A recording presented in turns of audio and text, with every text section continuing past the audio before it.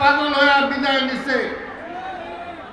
আজকে আপনাকেও বলি, যথাসময়ে যেটা আপনি আমাদের নেতা লন্ডনে তারেক রহমান সাহেবের সাথে কথা দিয়েছেন, ফেব্রুয়ারি মাসের মধ্যে আপনি নির্বাচন করবেন।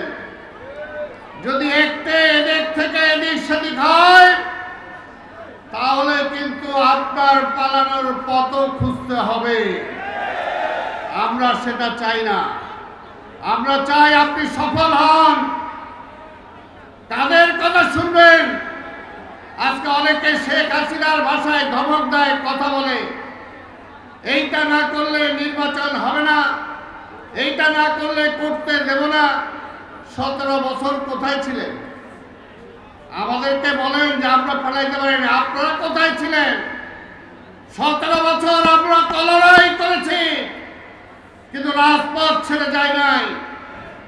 এই যে এইখানেও আমরা বহুবার সমাবেশ করেছি।